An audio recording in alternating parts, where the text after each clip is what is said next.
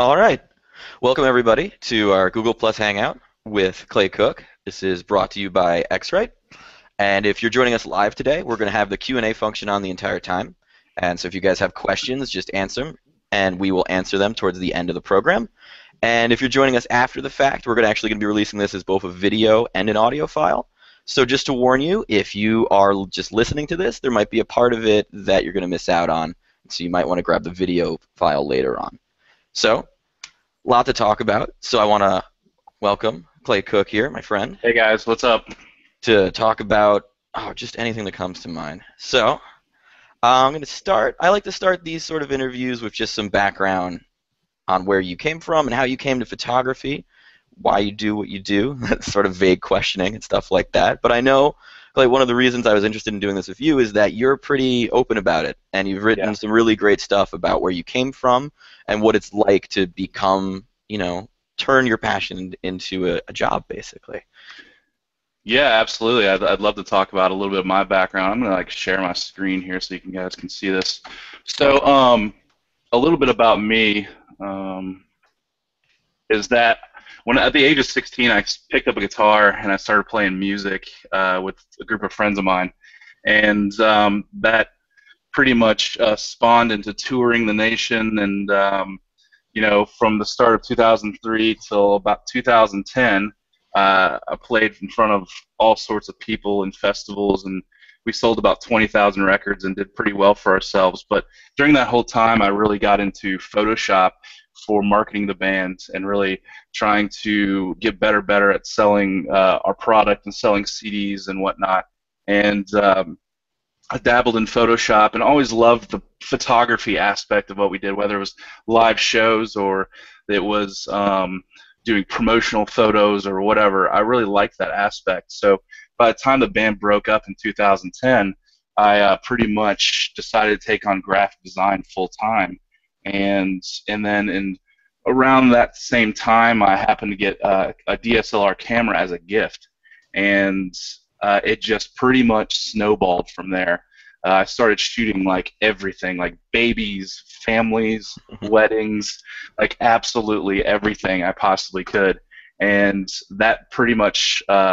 And I eventually found a niche in fashion and editorial, and I really loved the aspect of being creative with a group of people. So that included stylists, makeup artists, other photographers, things of that nature. So I kind of took what I learned in the music business and really took it into photography. And I love every aspect of photography. So that's pretty much how I got my start. Was doing all that stuff, being in the bands, and then dabbling in graphic design, getting a camera, and then here we are, quite a bit, with 12 years later. So Wow. Yeah, that's really interesting what you said about liking to work with a team, because a lot of yeah, photographers are the opposite way. A lot of photographers are like lone wolves and sometimes they have an assistant. And that's really cool to hear that you enjoy like the collaborative process of it all. Do you think that came from just playing in bands growing up? Like you're sort of yeah, used to making something big like that out with multiple absolutely. people? When we toured, we would always tour with other bands, and it was this camaraderie that was always formed when we did tour. Whether it was just my band members, on the road, we always got close. I mean, we were practically brothers. We fought all the time, and the band was always breaking up, because we always fought. And it was some interesting times, but there was always that camaraderie of working with other bands and working with other people, working with producers, and working with collaborating with other artists, having guest guitar players. All that stuff was so much fun. And when I went into photography, I enjoyed like shooting everything, but what I found most enjoyable for me was working with other people, because that's what I did in the music. I was always surrounded by other people. So like I said, it was like working with hair and makeup artists, styling teams, and now it's usually like I'm working with huge teams now. I mean, sometimes I'll have 10, 20, 30 people on set at a time for these big editorials and these larger commercial shoots. So it gets pretty crazy. But yeah, absolutely. I mean, that's the biggest thing for me that was really a turn on about photography, was the fact that I was able to meet so many people and work with such fresh artists and creative people. That's really cool and refreshing to hear because I know like personally that was something that like I found hard to hang on to with photography. You know, like you're alone, like photoshopping, like late at night, and it's just like you and your photos and you and your photos, and you kind of get in this like little world. And then if you take the time to bounce off other people or work with other people, that's sort of what helps you progress. And so Absolutely. it's Yeah. super refreshing to hear like someone just saying like, yeah, it's really important to my process to being with other people. Yeah, I wouldn't even be where I am if it weren't for collaborating with other people. Like I have photographer friends like Josh Eskridge or Joey Goldsmith and some guys here locally in Louisville that have just totally inspired what I do.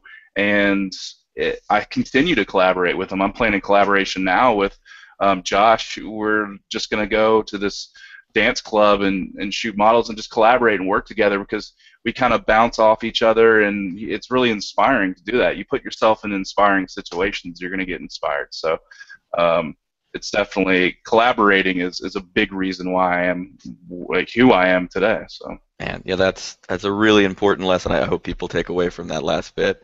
yeah. So, you mentioned fashion, so do you mind going into a little bit why that's where you settled? Because you said you love shooting all this different stuff, and I think a lot of people sort of like at first are just sort of like grabbing at straws for photography, subject-wise for photography. You're like, well, maybe I'm into this, like maybe I'm into that. And I think one of the important lessons, non-technical lessons for photographer, is being able to identify not, shooting makes you happy, but then there's that next step, shooting this makes me even happier. Yeah. So, Yeah, it's with fashion, like I said, I started shooting everything. I mean, I would beg my best friend's his wife and their baby to come over just so I'd have something to shoot when I first started. Like or I would shoot my friends when they were here at parties. I would just set up a photo booth and it would be an excuse for me to shoot. So I was like really addicted to just shooting everything. But like I said, when I found the collaborative piece of fashion photography, I found that most interesting to me. And I always love like really creative, conceptual kind of stuff. And I think fashion provides me it provides me an avenue or an area to do that. And like a lot of fashion's by far one of the hardest things to make money at. I mean, it's definitely. almost impossible unless you're in the right markets to do it. But I've managed to find a small market for it here in Louisville, and with society magazines or local boutiques, or even some of my commercial clients like hair salons, things like that, that can all kind of be put in that beauty and fashion realm. And I've been lucky enough to be able to do it here. But yeah, fashion for me was most exciting, just mostly because of the lighting too. Also the creative sense of things and the collaboration sense, but really because I could get crazy with lighting. I always love how things are lit and how they're dramatically done, and I've always been obsessed with Annie Leibovitz and her one light portraiture, and and now I'm getting more into the fashion realm of Mario Testino and Terry Richardson, all these fashion guys who are using different techniques, and it's become a really raw thing. So I kind of like soak it all in, and I just love emotion. I love raw energy, and I've always fed off that, whether it's back way in playing music, or whether it's now as I really feed off raw energy as well as the collaborative and creative sense of things. So fashion was just a natural progression for me to find that. The hardest thing for me has by far been just finding a way to make money at it, because I am in Kentucky. There's not much around, so I do have to travel quite a bit. But again, I've been able to make a successful commercial photography business off shooting things like for boutiques and society magazines and hair salons and Yeah. portfolio agencies, local agencies, acting, headshots, things of that nature.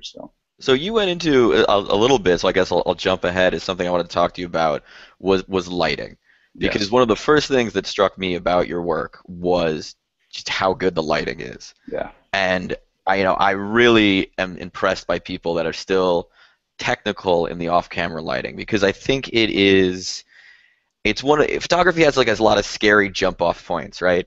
where you get to a certain point, like with Photoshop, you're like, oh no, I have to learn Photoshop. It's a little bit scary. Yeah. And off-camera lighting, I think, is one of those things sometimes where people, they're like, oh, I need to learn this, but oh, maybe I'll just ambient light. I only shoot ambient light because it's a little.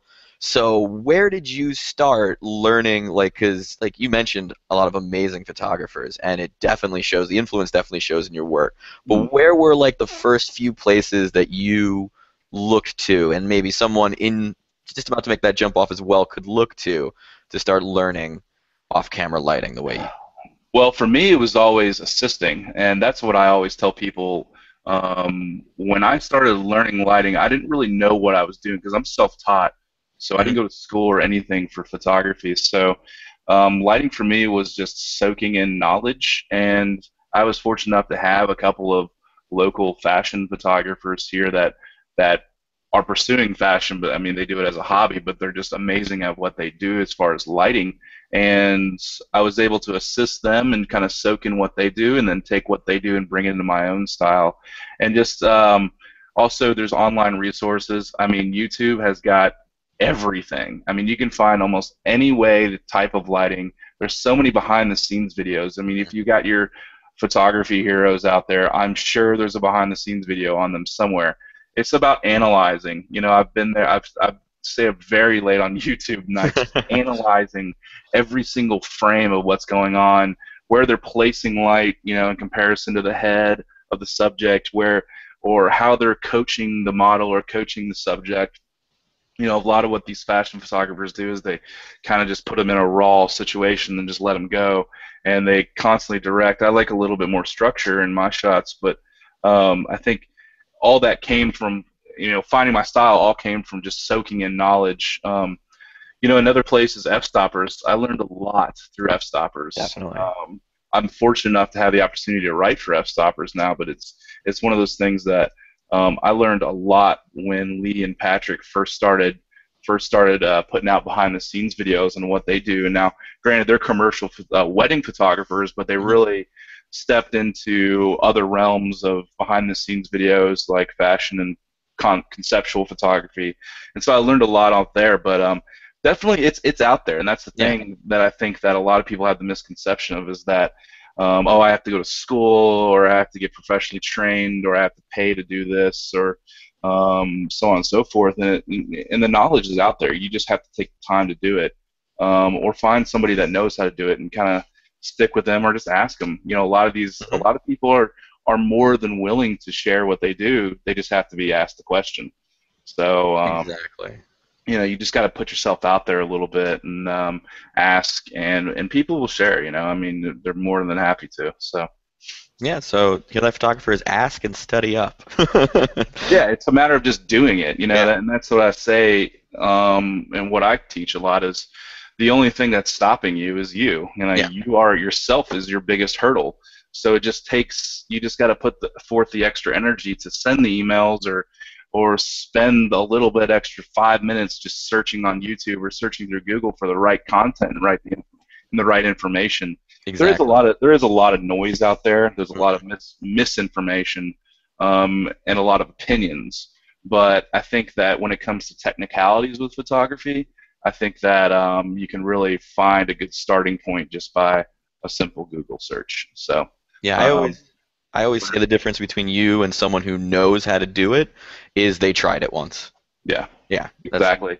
I seriously spent hours and hours just moving the speed light here, moving the speed light back an inch, moving it this way. Let's move it this way. And I swear, my first subjects, they were probably so frustrated with me because I would spend so long doing what I do. Now it's just like, yeah, here, good, looks awesome, you know. But that all takes time and experience to get to that point, and you know, with lighting, it's all experimental, and I constantly set myself up for failure. I did a shoot yesterday here where I was doing some crazies. I was like booming beauty dishes, like two of them, and I was like, it got crazy, and I just didn't really even know what I was doing at all. But the results are really awesome, so that's all that matters at the end of the day. It doesn't yeah. have to be technically perfect, but it has to just be a great photograph. So Yeah, the importance of experimentation, I feel like, is lost a little bit in photography. Like people always ask like what is the right way to do this? And sometimes there's not an answer.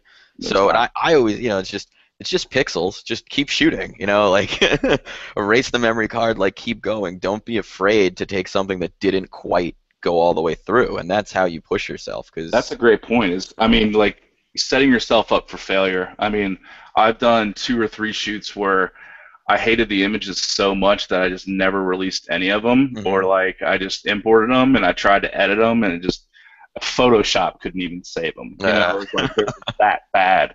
But I learned what not to do, and I learned better ways to do it in the future. So maybe a year from that photo shoot, I did the same thing again, just did it the right way, and I learned what not to do, and it came off great. So yeah, it was a light painting thing, and it went crazy. But oh yeah, those are fun, huh? yeah, yeah.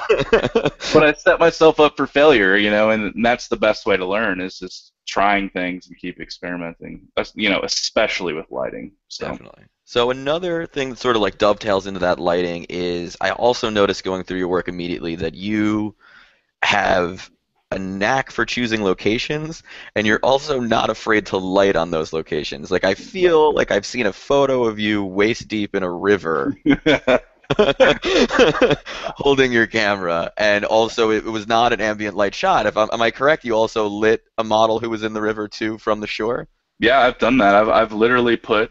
I mean, I've done all sorts of stuff. I've been in the river. I mean, people will say like I like to get in the water. I like to really get myself dirty. It makes me feel like I'm working harder, I guess. I don't know. It's weird. But usually you can find me on the ground on photo shoots and covered in dirt. That's usually I spend my life literally on the ground and on concrete or on grass or whatever, because I like to shoot low a lot. I like to shoot low to high because it makes subjects taller, but also, the shots are really cooler and it gets a hero kind of aspect, but that's besides the point. But so like I like to challenge myself. I like to do anything for the shot, and many times I have gone in the river, gone in a pond, and just jumped in and. I've been in water in February before, and it was freezing. But I don't recommend that. But I did it for the shot. Hey. But and my assistants are so awesome. My interns are so awesome. They'll jump in right in with me, and we'll put a light stand in there, and they'll hold it, and we'll do whatever we need to do for the shot. If I see it in my head, then I'll definitely try to do what I can to do it right. And if that includes the option of lighting it, then I'll do it. A lot of times I'm doing natural light or I'm using the sun. The sun is a light, and I think that's what a lot of people, they get confused on, is that you can literally use the sun as a light. You just have to diffuse it somehow.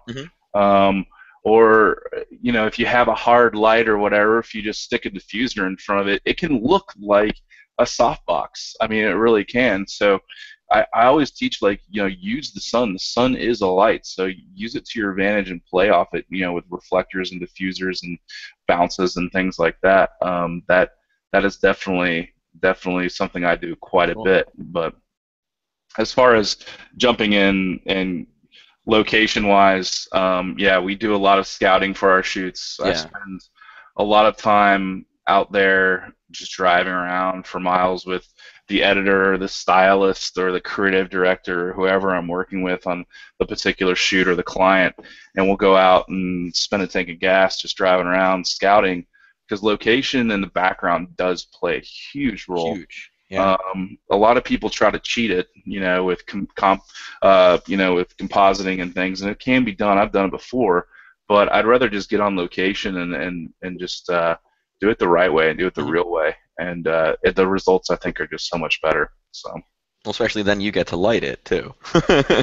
Yeah, and it's cool. The coolest thing is I've been in some places that nowhere, no one has known about, or you're not ever allowed to go. And it's super cool. That's the best thing about what I do in photography, is I get to see a lot of things that many people don't. And be on the rooftops, and be on the private farms, and be on the abandoned buildings and things like that. I love Yeah, it. I I'm a think big it's so fan of cool. abandoned buildings myself. Yeah. Yeah, that's a definitely part of the thrill of being a photographer sometimes. Oh yeah, absolutely. So we're chatting gear just a little bit, but we're a color management company, which is total gearhead stuff, so I'm not worried to keep going. And I love talking about technology, like adding in more technology, even more than a camera, because I think that at its best, technology should be able to set you free creatively. And Yeah. I think you are unique in a way that you actually take advantage of several other technologies while you're going. The first one that comes to mind is, of course, Cam Ranger. Mhm. And so you always shoot tethered, correct? And you tether via Cam Ranger, which if you are out there right now and you don't know what it is, it's a wireless DSLR trigger and tether.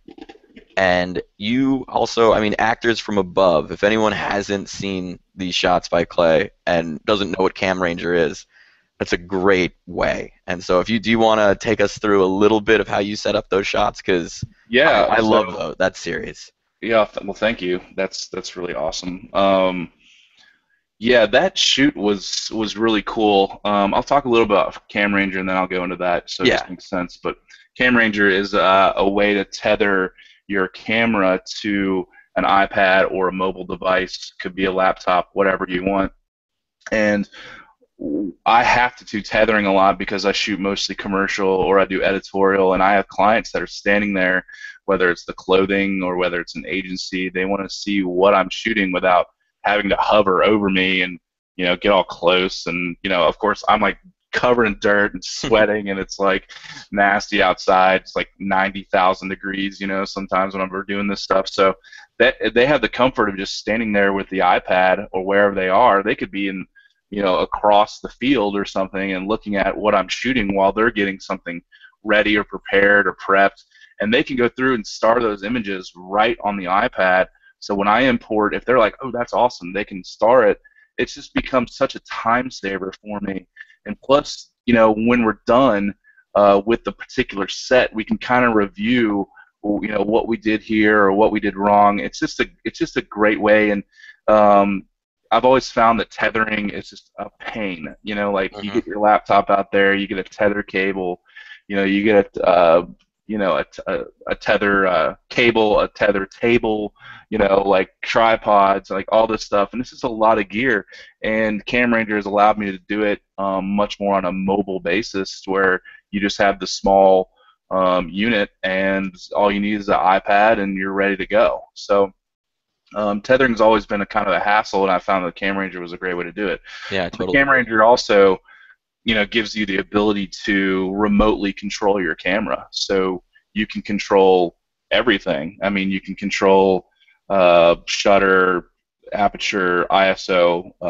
You could do HDR. You can do time lapse. You can do everything from the iPad, except for zooming. You can do everything Mhm. except unless you have a zoom lens. But I mean, everything else. I mean, you can focus with it. I mean, you can do absolutely everything, which is awesome. So I love the people at Cam Ranger and what they've created. And like ever since I saw it at Photo Plus, I think it was 3 years ago, I've just been a huge fan and supportive of it. But so I did this shoot it was a magazine called In Focus Louisville, and they came to me in a meeting, and they're like, we do this shoot with, I think it was like 30 something actors, and it was for a magazine, and magazine is in a vertical orientation. Yeah, always So I great to hear at a couldn't, meeting. yeah, I couldn't go wide with it, so I was like, okay. So I was like, I have to go up. So I was like, either we need to find some stands, or we need to find something to stand on, or like in a theater setting or something.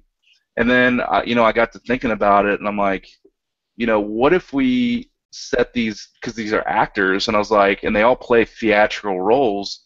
So I just thought of like action figures. I'm Mhm. like, what if we kind of set them up like, I used to set up my Ninja Turtles back in the day, or my GI Joes, just like all completely organized and really cool, and then they're like very, static positions, like in a particular pose and a particular expression, and just set them on the ground, and then I shot from directly above.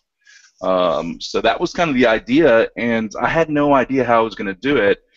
But I knew that I could fire my camera remotely, and I knew that we had the space to do it in this big theater here. It's a Broadway stage here Hmm. in Louisville, and I was like, we had the space, but I just need to be able to do it. So I went over there, had a meeting with him, and he was like, you could rig this. I mean, first I was going to get on like it was one of those lifts or Oh, like a whatever. scissor lift. Yeah, and I didn't think I was going to get directly above them, because there's still if you had to do that, or Yeah. even if you're shooting on a ladder, you're still kind of off to the side, and you're not directly above them, So I was like, that's not going to work. How can I do this? And I was like, okay, maybe we can get in the rafters somehow. And so I was like 80 feet up and shooting with like a 7200 straight down, and it still was just too far, and there was thick cables in the way, and I Hmm. was like, okay, so I figured out a way that I could just rig my camera on one of their light poles, which they raise up, and they rig those big RE hot lights on there, And so we just rigged it on there, and we just lifted it up, and I was able to switch over the Cam Ranger to live view and focus and change my exposure and all my settings. So I just ran the whole shoot from my iPad. I was literally standing directly out of frame, just talking to people and seeing those images come right through live on my iPad, and it was so cool. That's so awesome. Yeah. It was really an awesome experience, and it's a big reason why I'm friends with those Cam Ranger people Yeah. now, is because that shoot was just so unique and cool. When I didn't think we were gonna pull it off, but we managed to, and I was really excited how the results came out. Yeah, it is definitely one of the more unique uses of Cam Ranger that I've seen. Yeah, Because I yeah. think that there's always that lag time, right, between something comes into the market Mhm. and between people start doing other stuff with it. And so that's why I was so impressed by it also, because I was like, oh, because sometimes, it's just like, okay, I could use it for this, but what else? And it was like, oh, this is the what else. Like, look what Clay Cook did with this. Well, And it's funny because I've actually done that same thing, is where I'll set it up as a remote and put my camera on a boom, or do something. If people are like, oh, I want it shot straight from above, do you need like a 20-foot ladder? I'm like, no, I can do it right now. And they're like, yeah, wow, like they're blown away. And so I get asked that a lot, like to shoot straight from above, like whether it's product or whatever. It's actually, I use it for that exact reason more than someone would think. yeah. So And I should mention here that X-Rite and Cam Ranger have paired together in the yeah, app world. We have a app called Color True, which will properly calibrate for photographic work, iPads, iPhones, and I always have to say this correctly, select Android devices. And so Cam Ranger actually utilizes our color correction engine. And so if you use our app to make a color correction, you can actually import that into Cam Ranger. And so now you can know that your Cam Ranger screen is properly calibrated to photographic work, the same way you can do using our products for monitors and projectors and stuff like that. And I was really excited that they were one of the first people to pick up our SDK to be able to do that. Because yeah, I did. I actually did that the other day, and I did the app, and Jeff showed me. You showed me how to do it and everything, and it was so cool. Like I was like, this is awesome. Like I'm calibrating my iPad, because I know that there's this big myth out there that Macs are like perfect and they're like perfectly calibrated, but it is a myth. Like they're a little punchy, they're a little contrasty. I know, because I yeah. have some assistants that edit on my Mac, and then I bring it on my calibrated monitors, and it's a little contrasty. So yeah, it was too cool. It was perfectly seamless. Everything was awesome. So it's really easy to do, and so I suggest that you guys look into that. So So good to hear. yeah, So one last, and we'll move on to another piece of technology you've incorporated in a cool way, which is the GoPro. If you haven't seen them, you have to go Google Clay Cook's first-person shooter videos. Because I mean, I also love that when you introduced them on F-Stoppers, you mentioned Duke Nukem, which is another video game that has stolen a lot of my youth hours away. So it's yes, always man. Atomic Edition I got for my birthday. So I still am like the biggest nerd. Every now and then, like I'll like dive in deep into Modern Warfare, like one of the first person games. Like it's I love that stuff. It's so much fun. So Clay actually mounts a GoPro to his camera, and so you get it's not even an eye view, it's a view of the camera as Clay's shooting. So it's a cool spin on behind the scenes videos, and also kind of what I was saying before is that's one of the biggest allures I think of GoPro is they just sort of put this versatile thing out there and was like, come up with whatever you can use for it. Yeah. So that was really cool to see that, obviously they're more towards like extreme sports at first, but now more and more people are coming up with cool ideas. And so seeing yours again, I was like, oh, that's another cool way to use technology. So I mean, we mentioned video games. So was that really the genesis in your mind? Was a first-person shooter straight to shooting with a camera? I swear, yeah, pretty much. It was one of those things where I had always like loved GoPro, and I've always like, even back in the music day when first GoPros first came out, I wanted to like strap one on my guitar to get like that first person perspective, but I just never really had the time or money because I was always broke to do GoPro stuff. And then I was like, I became, I found a great need to do it and incorporate behind the scenes into my stuff. So I was like, I got to do this, and a lot of people are like, well, you could do it on the hot shoe, or you could do it below the camera, or you could rig it on a light stand behind you. And I was like, well, the whole reason that I like what I do is because you can see the lens in the frame, and it's just like seeing the gun in a first-person perspective. It's the same thing. So I really like the fact that you can see the lens and kind of get that almost exactly what I'm seeing perspective. And then it kind of just snowballed to where people wanted to hear what I was saying to the model, and then that's when it became known as the Christmas tree, my rig, because it looks like this crazy contraption. And people are like, isn't that so heavy and crazy? And I'm like, it's not that bad. I don't mind it that much. It's important to have the content, and I think it's completely worth it just to add a couple of, a lav mic and, just some accessories to your camera just to create some uber cool content. And I think that's what those first-person shooters are. And I watched them. I watched Jared Polin, Fro. Yep. I watched his first-person shooters all the time.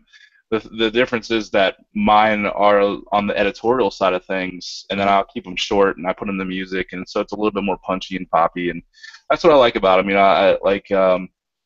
So I want to keep it fun. I want to keep it light. I got another 2 coming out this week, so I'm excited about it. I've done a couple of creative shoots for a new F-Stoppers post on V-Flats, so I'm excited to really put out 2 this week that I've shot over the weekend. So Cool, man. Well, so you sort of touched a little bit there on something I wanted to bring up with you, which is content creation. yeah, So you started off, promoting for your band, like you said, and actually when we met, you were working on the social side for our friends at Outdoor Photo Gear correct. and stuff like that. So you actually have a good background in promotion, especially in this new world on the internet, which we're on right now, clearly. But I think that, at least in my experience, a lot of photographers, that's even harder than some other stuff. Like I know for myself personally, like getting photography done technically, I was good at, and making work I was happy with, I got to it. But then getting people to see it, I'm not so good. So do you have like, I guess a good way to ask this is there something, what are mistakes you see other photographers that are trying to come up making? Like what is stuff online that they should be doing that they're not?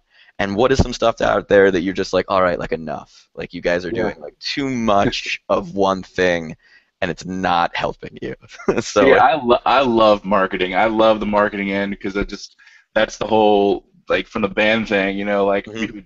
we would go flyer the city like at like midnight and like put flyers on every lamppost, and it was much different, 8 years ago than what it is now.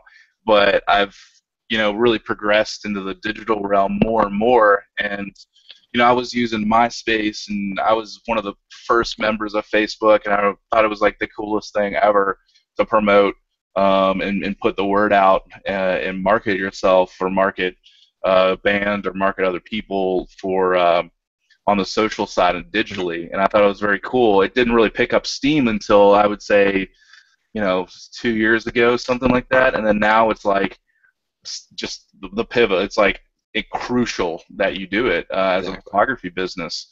I think that in the photography realm, there's so much noise out there. It's like, with social media, you're constantly pounded with stuff. You're like, check this out, look at me, do this, click here. There's so much of that stuff out there that I think it's important to just be unique and then be you. and show you. I think a lot of people, photographers, have this misconception that if they just post a photo of what they've done, that there it is. Like that's what they have to do. That's all Exactly. they need to do. That's it. But it's not at all. That couldn't be more wrong. What people engage in and what people want to see is you doing stuff that, or that you doing, or you creating that image.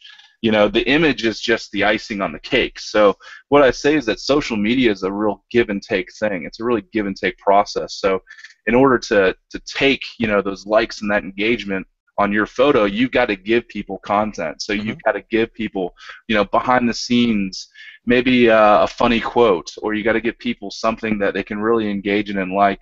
Behind the scenes tutorials, um, lighting diagrams. I mean, anything that photographers or your friends, your followers will engage in more so than just your photo itself. That's really crucial. And it comes down to knowing your demographic too. Like, who Yeah. are your friends? What do they do?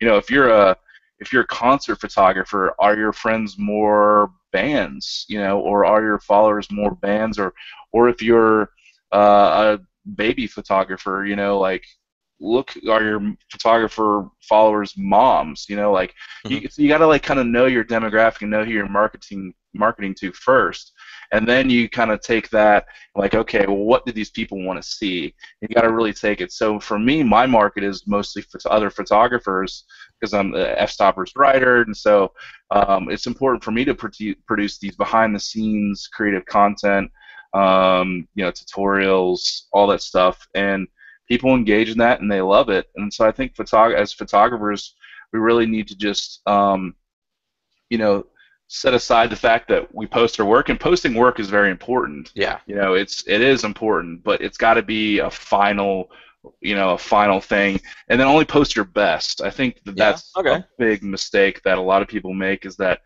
they'll post like a gallery or like 20 photos of the same set or the same photo shoot or the same look or the same wedding or whatever, and it's just so much. It's too much.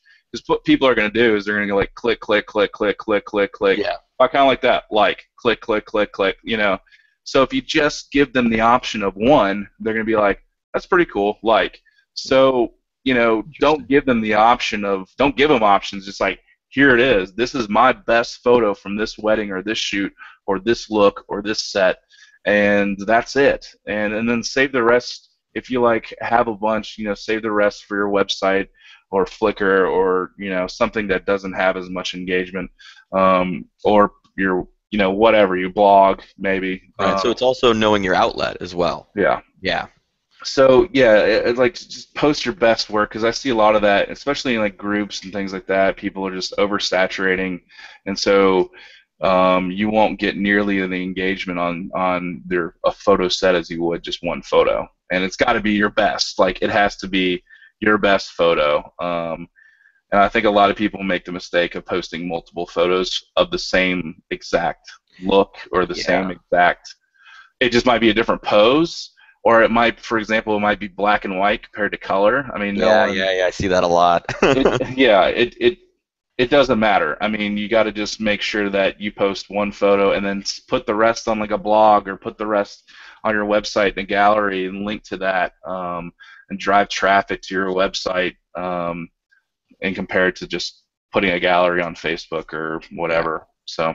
No, I think that's really good advice. That should be heated a lot, and it's Yeah, I think that the biggest thing is just creating unique content and just being yourself. And what I tell my assistants, my interns, is that the biggest mistake that they make is that they just don't share enough of what they do. So, yeah. they I constantly tell them, like, just have a friend or have somebody on wherever you are. Just take a quick photo with your cell phone of you shooting, and people want to know that you're busy, and people eat up behind the scenes. That's Yeah. why, like, DVD features are so cool, is because people love seeing gag reels, they love seeing production behind the scenes, they love seeing all that stuff, and what it took to get the final product. And if they're passionate about the final product, well, they're going to be extremely passionate about seeing what it took to get the final product. So. I think Um, also people want to know you, right? I mean, to the Right. extent that social media allows. Yeah. Because, I mean, let's face it, there's a lot of people who take photos. There's a Yeah. lot of A photographs lot of out, photographers. Yeah. a lot of photographers out there. So I think one of the upsides, which I think you do extremely well, is that letting people get to know you, as far as social media or as far as you're comfortable with, really does help and just everything. It helps people want to hire you because they know what kind of person you are. It helps people. It also informs your work to some aspect. And so I Absolutely. think that that is a little bit exact. And that's sort of what I want to do with some of these hangouts too, is just get to talk to people about their work and about what they do, because then, I don't know, you become less of a figure behind a camera and more of a person and more of an artist. And And I think it's that's so so great that, yeah, I mean, it's so great that you're doing these. And I think a lot of people have the misconception of photographers is they consider some of these people like photographer rock stars, like a lot of these guys, and they're just normal everyday people that just happen to have a good vision first and foremost and use the camera as a tool. So they're no different than you and I, and they're just trying to make a buck, doing this just creating something. So yeah, it's great that you're doing these hangouts because it's super cool. Thanks, man. So let's move on a little bit from, shooting and social to the post-production part. Okay. And so, you know, I'm going to take it to back a little bit of technical stuff. We'll work into the technical stuff slowly because we've been, again, color management, always technical. But so when it comes to post, how should I word this? So when you're shooting right now, do you see yourself as just collecting data that you're going to assemble later into post? Or is it more something where you get the image as close as you can in camera, and then later you sort of let the file take you of the post-production to kind of just like tweak it? Because I know it's a very murky line between just being like, because there's so much power now in Photoshop with plugins and stuff like that. And I even catch myself doing it a lot, where I'm just sort of like, I'm going to pull in all the data, all the exposure, all the color information that I can, and then later I'll make what was in my head in post. But then there's that other way where you get it and you're like, oh, this is almost what I wanted it to be. It just needs a little bit of this and a little bit of that. So if you can, how do you, as close as you can to those two very vague examples, like how do you work in post?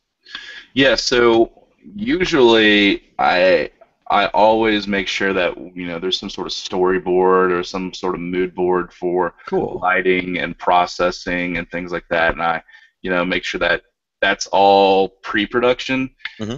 I spend almost more time in pre-production than I do on the physical shoot. Like, if I'm shooting a portrait or something like that, a commercial shoot or whatever, we'll spend a lot of time on how we want it to look, and then we'll spend an hour or two on pre-lighting, and then we'll spend 3 minutes shooting. Like literally, Wow. it's like, well, done, boom. So it's more the pre-production side of things that is really important, and post-process comes into that storyboarding. It's like, how do we want this thing to look? Well, I can only do so much in camera, Hmm. but I do like to get it really, really, really close in camera, as close as I can get it. And then you got to take it from there and really take it to a whole nother level with post processing. Right. So as long as I got it in camera and because I mean I'm tethering with a cam ranger, so my clients are seeing these images, and I cannot be embarrassed about what's coming through the camera. I That's know a couple of very times I good have been. I'm like, ooh, that's blown out. No, don't look at that. Like point. Oh, the I, connection's wrong. The connection's wrong. Let me fix that. I snap another one I fix it real quick, and I snap another one real quick just to so they can't stare at that one too long. So you know, I don't I don't use a light meter or anything like that. So it's pre-lighting plays a big part of what I do, and having a vision beforehand. So when I do go in post processing, it's a lot easier. I know pretty much what I want to do. But yeah, there does come a situation where oh, I know what this final result I want it to kind of vaguely look like. But once you start getting into post processing and once you do retouching, Hmm. if it's like a conceptual photo, then then you start doing sky replacements and you start Oh doing yeah. color grading, and it can get a lot of fun. I love doing that stuff, especially with color grading, because I love a cinematic look to things. Hmm. So color grading is a blast to me. The retouching and that stuff, I love. I love doing it. Don't get me wrong, but when you have a ton of photos, that it gets a little mundane. But Yeah. Color grading is where I really, really love, because that's when it all kind of clicks. You know, the pieces, you're putting the final piece of the puzzle when you're doing the grading part of photography. So, but yeah, like post process definitely plays a role in what I do. Hmm. Now, like I said, I get it right in camera, because Yep. I have to share these raw images to my clients, not only on set, but I also do proofing galleries. So, proofing galleries is mean I give them the raw images in a gallery, and then they go through and pick which ones they want for their magazine, their publication, or for their brochures or whatever, you know. So they're picking out of a gallery, so they're seeing raw images. And Wow. a lot of times my raw images are, they've got light stands in them, they've got all that stuff, which is what we comp out later. But Did you that know, take a bit to get used to? Having someone yeah, look at your raws? yeah. At first it was like, oh, you know, I Yeah. like edited like 40 images for no reason at all, you know, Yeah. like, like, and then it just got to a point where I just don't have time. But like, it doesn't matter anymore because I'm really confident in my work. And then Or- they hired me because they know I can do and capture their vision. So, you know, it's not that big of a deal, honestly. I think that I think that they know and they trust. You know, it's a client trust thing. It's like they trust that the end product is going to be great. So when they pick those images, you know, they're confident that it'll be a great result. But I do shoot to post process. So like I said, a lot of Mhm. times there's going to be light stands in the shot. There's going to be distractions, things of that nature, which I know that we're going to comp out later. Right.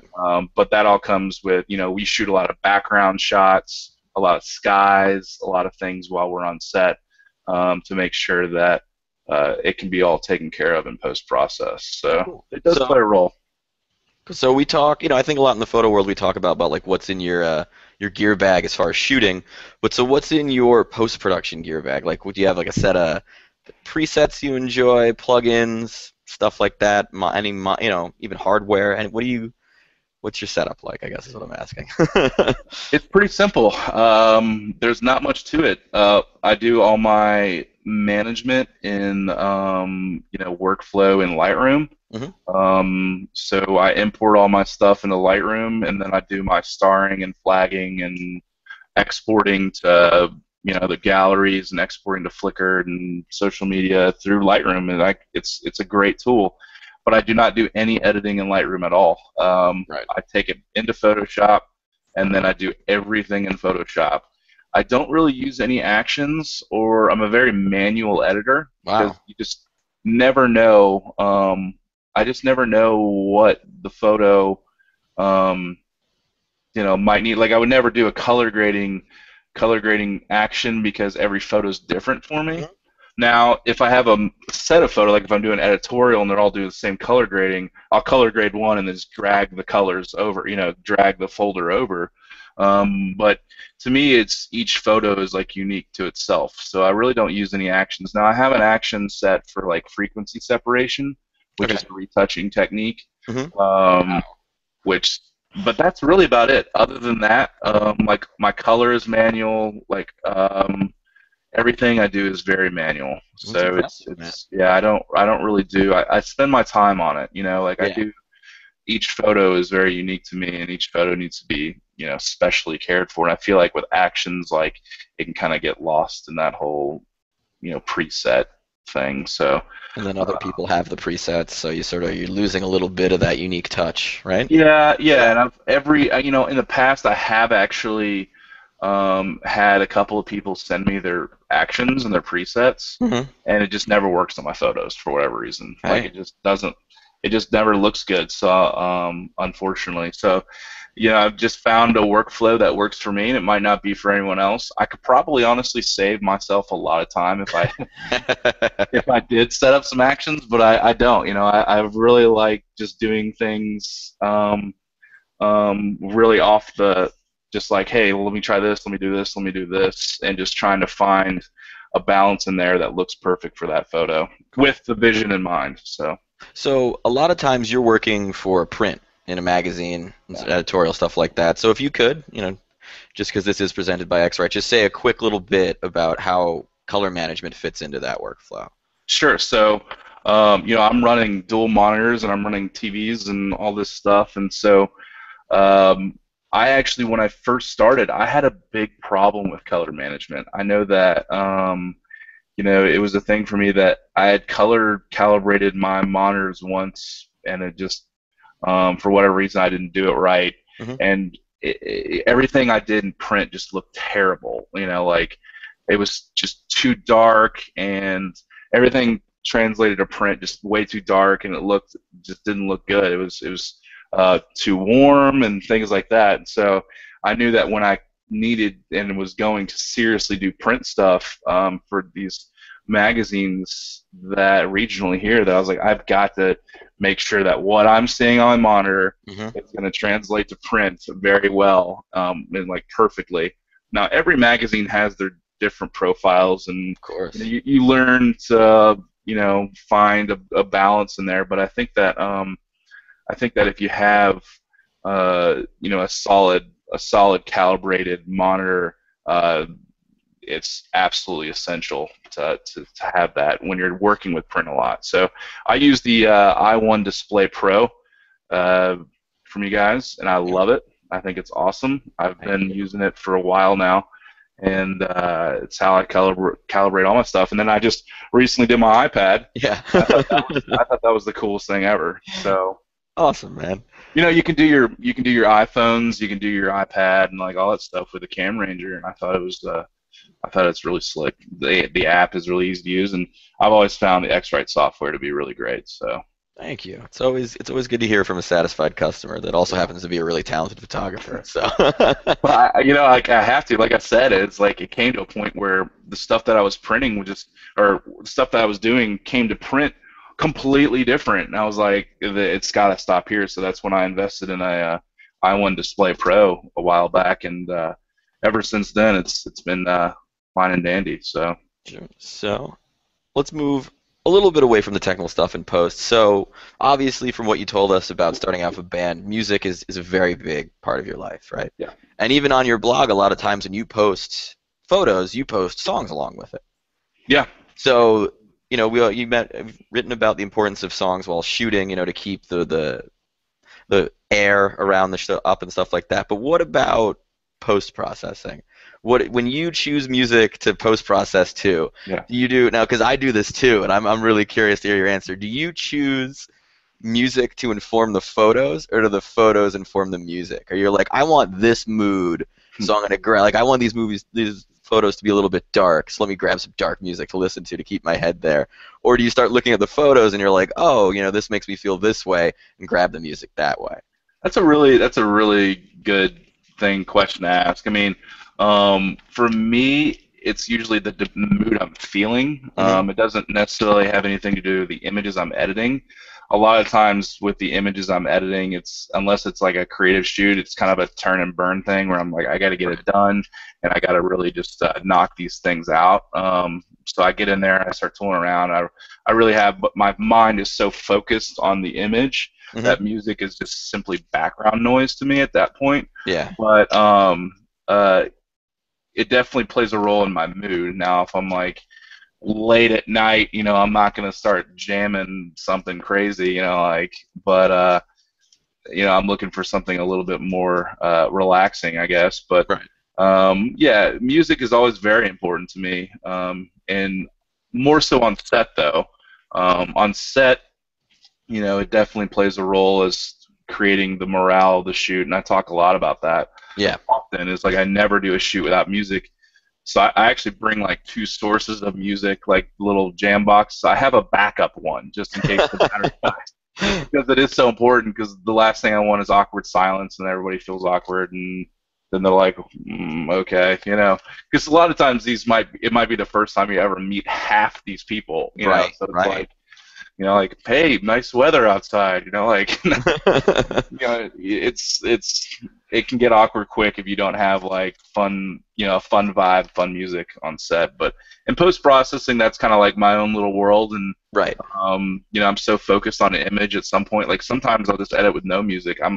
Really? It doesn't really matter. Like I'll turn on like a movie or something, and and just have it play in the background because it's so just noise to me at that point. Like it's just background, it's like white noise almost. Yeah, see, I'm the opposite. I have to have no words. Like when I'm really editing, it's all instrumental, techno, anything like that. That's Hmm. just it needs to. You're exactly because it's the background, but for some reason, people talking or movies or stuff like that, I never could do it. Yeah, I know a lot of people that like music while they're editing is like so crucial. Like Yeah. a lot of my buddies, like, there's Danny Diamond and Pratik and those guys that do that, like they always talk about while they're editing like certain playlists and things like that. I'm a little different. Like I don't Mhm. know.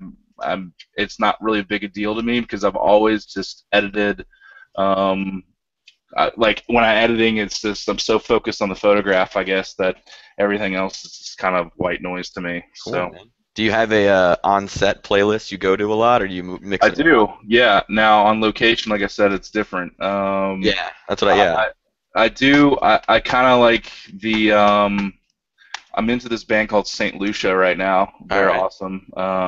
Haim, which is a three-piece chick band.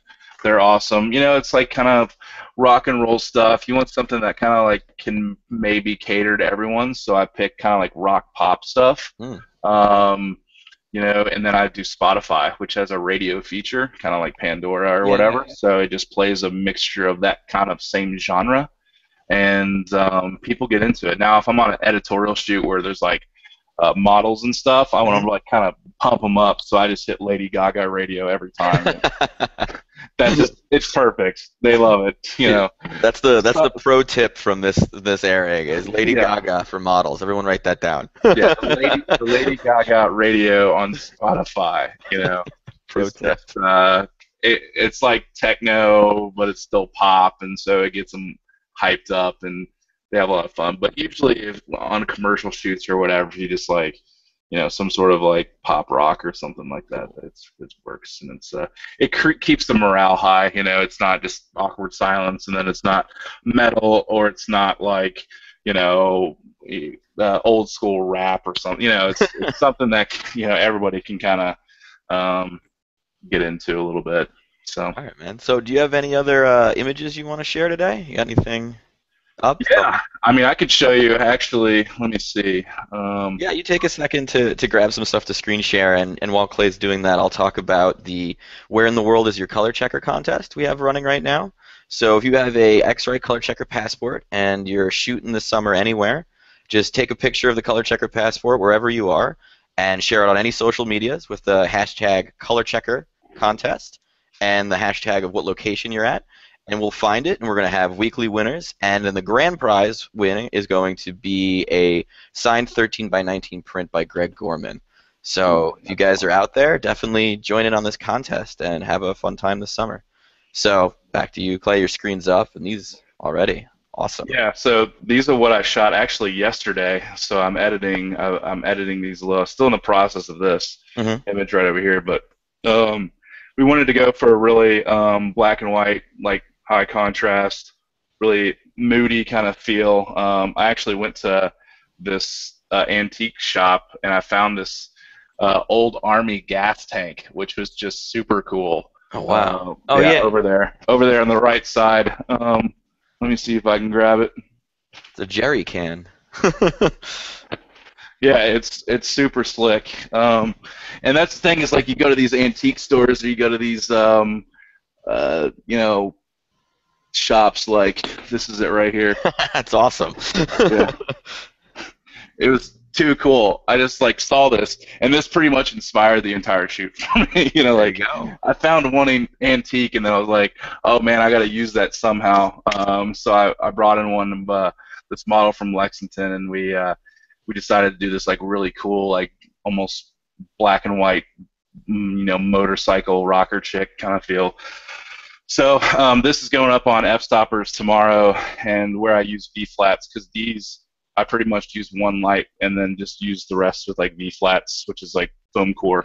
So I did a couple of shoots and then a first-person shooter on these images too. So I gave you guys a little sneak peek on that. Really cool, man. Yeah. So, before we move on to the Q&A, we have a few questions, and if you guys are out there, you can ask more and we'll answer them. We have a few right now, but we'll move on to that in a sec. But I want to just touch on teaching, because like you said, you're self-taught, but Yeah. you I'm going to say you've paid it forward. I mean, you mentioned the content you create. You're one of the only photographers I know that seems to be almost transparent in your process. You know, there are these Yeah, yeah. photographers that try and kind of keep it like a black arts. You know, like you'll do live edits and you put up lighting diagrams, which I love because I think so few photographers do that. Mhm. And you are also going to be teaching workshops. You have a yearly workshop, and you have one coming up soon, which is the workshop masterclass, which is claycookmasterclass.com. So do you want to give everyone watching here just a preview of what you're going to be teaching at that one? Yeah, absolutely. So I only do this class like once a year, because pretty much I do live a very transparent ideal. Like if somebody asks me a question, then I always answer it, and I just tell them everything. I mean, Yeah.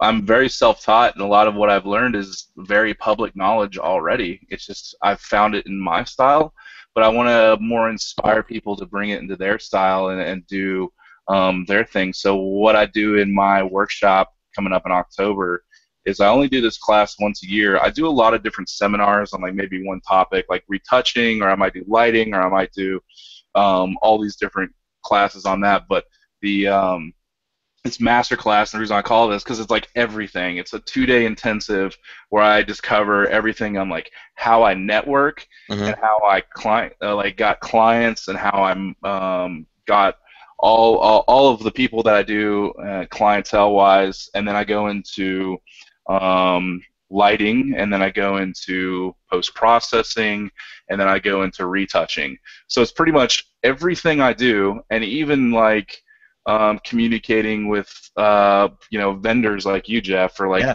reaching out to whoever to to promote. It all comes down to that, and I teach everything. And I answer every question that I can these people.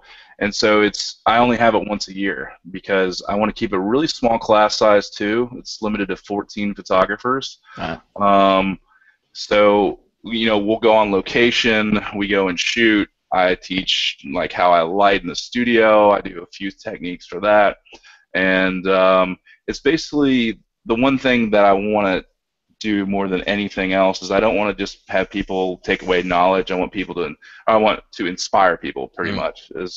I want them to walk out of the class with a whole new feeling and a whole new inspiration to shoot photography and know that this is possible. It yeah. is possible to live and have a thriving business off shooting fashion or just shooting commercial or just shooting whatever you want. It is possible. It can be done. You just have to really take your marketing seriously, and you have to take networking very seriously, and you have to do it right. But it can be done. So I just basically share it all in one weekend. That's awesome, man. It's about lighting fires, right? You know. Yeah, absolutely. And half the tickets are already sold. So Oh, wow. yeah, it's coming down. It's what are we in August? Yep. So yeah, we got time, but it'll probably be sold out within the next month. So Now you hear that, uh, internet land? Get on. yeah, So again, that's claycookmasterclass.com. yeah, So let's answer some of the questions we have came in here. So we have, what are your favorite Photoshop tools for color grading? yeah. So for color grading, I can actually show you. Yeah.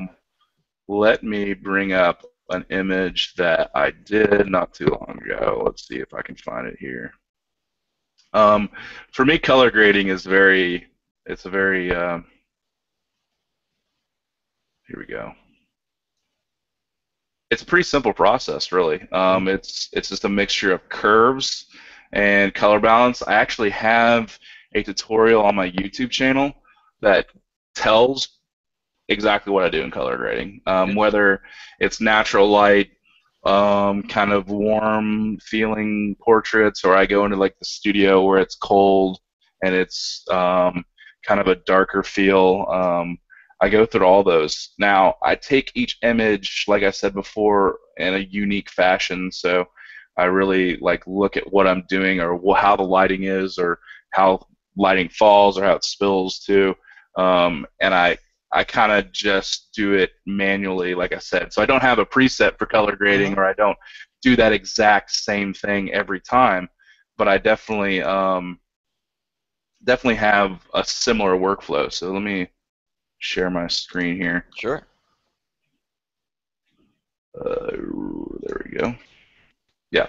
So this is an image that I did a live edit on the other day, and um, let's see. Let me take off some of these layers here. So the color grading was basically a four-step process. So it was a desaturation, it was a curves layer, it was color balance, and levels. Yeah. Usually what I do is just desaturate it, and a mood like this is just desaturation, curves, and color balance. Levels, I like putting a little bit blue in the shadows, so you can see the difference here. That's with it off, and then with it on. So it was more like blues in the shadows, and then some color balance and curves. So that's pretty much all I ever used for color grading. It's never anything too crazy. It's never any presets or actions. It's just a combination of coloring. It's pretty simple. But again, I have a tutorial on YouTube on that. So. Yeah, and we'll definitely put a link to that in this. And man, I gotta say, as far as old school as you can get with Photoshop, you're old school. I worked in post production for years, and we always ended up using plugins and stuff like that. Seeing someone splitting up color grading that way, it warms my heart a little bit. I've tried it. That's the thing. Old school Photoshop. Yeah, man. I've tried the plugins. Like I've tried. I've done alien skin. I've done portraiture. I've used like plugins. I've used presets. I've used actions. I've definitely tried them, but it all just comes back to me where I just never use them. I just don't. Like I have all those plugins. I just never touch them because each photo is just so unique to me that I want to take extra care and just do a manual way. I mean, That's I don't cool. know. It's cool to see. It's so much time. I mean, it is more time, but I'd rather, it's worth it. It's worth it to put an extra, few minutes into your photos, I think. So. So we have another viewer here that it's a two-part question, but I'll see if I can combine it into one. He has a speed light and a transmitter, and he's looking for advice on additional gear. And on top of that, it looks like he's or she is pairing up to do a boudoir themed shot and wants a suggestion on good light formers for that sort of boudoirish look. Well, I'll tell you, like when I first started, I actually only used speedlights. Yeah. I just used speedlights for the longest time. People are like kind of blown away when I tell them, hey, I just used a speedlight on this shot. I'll tell you. Let's see. See if I can bring up a photo here. Okay. Right. So like this photo, for example, I just used one speedlight. And it was modified with a Westcott Mini Apollo. So it's like a modifier that's like probably, I don't know, 20 inches by 20 inches, like maybe like a foot by a foot, something like a really small modifier. Mm-hmm. Let's see what else. So this image was also a speed light. It was just it was a speed light like right above here, and same thing, the Mini Apollo. So it can be done, and it's actually really easy to do. So if you're starting and just using speed lights, I recommend some of the Westcott products that are really awesome. Or what I use is called a Photech soft lighter, which is a great modifier as well, which I still use every day, but you can use those with speed lights too. So. Awesome. So we got two more questions. I think the last one is going to go on, but we'll do this one really quick. So what's your favorite lens? I know that's always an interesting question to ask photographers, but I think secretly we all have them. But at least right now, what's your favorite lens? Right. Well, I'll just come out and say it's a 50 millimeter 1.2. 1.2. Oh, you did mine up. I'm a 1.4. Yeah, I love the 1.2. It can be tough. Like I shoot a lot of stuff. Surprisingly, if I'm shooting natural light, I'll shoot at 1.2. People say like, oh man, I don't want to go to 1.2 because it's so hard to get sharp. It is definitely finding a sweet spot, but once you find that sweet spot, like there's nothing like it to me. So, Yeah. 50 millimeter 1.2. I like have an extreme dislike for the 24 to 70s. because they're so mid-range. Now they're great for events. I I shoot with a 24-70 for events and shows and things like that. When I do that, on the very off occasion that I do that, I use that lens. But for like portraiture, fashion, anything like that, I don't like the lens because one, I think it's soft, but two, it has so much distortion to it on the wide side that it's just I'd rather just go with a wide angle lens, you Yeah. know. So I mostly stick to prime lenses. So you can usually find me shooting a 35 millimeter, 50 millimeter, 85 millimeter prime. So Cool. Yeah, I'm a prime guy myself. So let's see. Last question, and then we'll just wrap up. Is which photographer inspires you the most, and why? This guy's putting you on the spot. yeah. Well, the people that know me the most know that I'm like obsessed with Annie Leibovitz. So Hey. you know, like I really just love everything she does. Not only for her lighting, more so for the energy that she brings out of her subjects and the emotion that she brings. I always preach subject matter, subject matter, subject matter. It's so Mhm. important. You know, us as photographers can get so wrapped up in the technicalities and like, how is it lit? And then, you know, a lot of times we'll look at an image and it's like perfectly lit, but the expression is very mediocre. But we think that's the best image, but in fact it's not. Right. When people will look at it, they're like, "Nah, I don't like it really." When you're like, "What? The lighting is perfect." Yeah. So there's always two people that look at a photograph. It's the viewer and then you as the photographer. So you really need to think like, what is the viewer going to get out of this photograph? So the one thing that Leibovitz does is really pull the emotion, and then her lighting is just so simple that it always mimics natural light, which is something that I want to achieve in my lighting. Usually, always is just I want it to look very natural. I almost don't want it to look lit. I Hmm. want it to, and if it is lit, I want it to look very subtle. So that's one thing that I strive to do in all my work is just make it so natural but dramatic. And Leibovitz is a great way.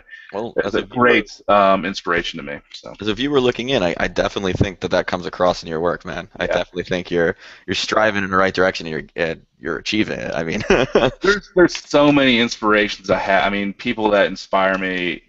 I mean, and not only photographers inspire me, like other other people and moments and movies and things like that. Like I'll watch movies and be like, oh man, that is so awesomely lit. Like I don't even know who did it, but you know that's kind of stuff inspires me a lot. So it's not really photographers so much as more their work that inspires me. yeah, So I it's think never. that's I don't really have like a photo like rock star that I want their autograph. You know, if I met Leibovitz, I'd probably be like, awesome, like it's so great to meet you.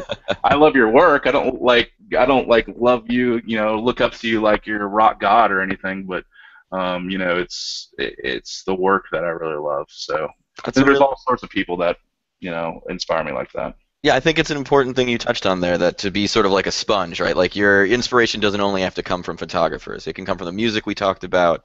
It can come from movies, graphic designers, all that sort of stuff. You can sort of roll Yeah, in to make great art.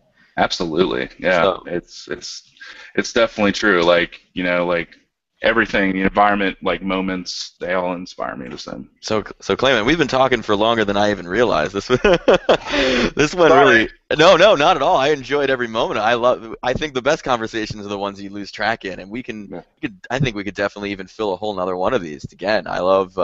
Yeah, it was a good conversation, man. I It's been. always feel like I've got a lot to say. I feel like a Hey, lot. man, anytime you feel like doing it, Yeah. we'll do another one of these, because this Wow. was a genuine pleasure. But I just want to do some before we end here. I want to do some I call it housekeeping. So for you first, I want to do Twitter. It's Clay Okay. Cook Photo.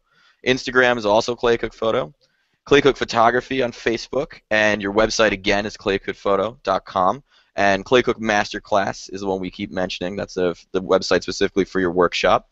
And man, just follow this guy on all those platforms. Hopefully you already follow him on Google Plus. Follow him across the board. And so on the X-Rite side, right now we're running Summer Full of Color, so that's a combination of events and rebates and all that sort of stuff going on. So if you want to know more about that, it's yeah, exactly, holding up the I-1 there on that side. CalibrateColor.com is going to give you all that, and like I said, we're running rebates, so that I-1 Clay was just holding up, you can get $25 off if you buy now. And again, the color checker contest that I mentioned, all that information is on calibratecolor.com. Blog.xrightphoto.com is where I write. I write some technical articles there. So if you guys have questions as far as color management, workflow, anything like that, get them to me, and maybe I'll write a whole article about it.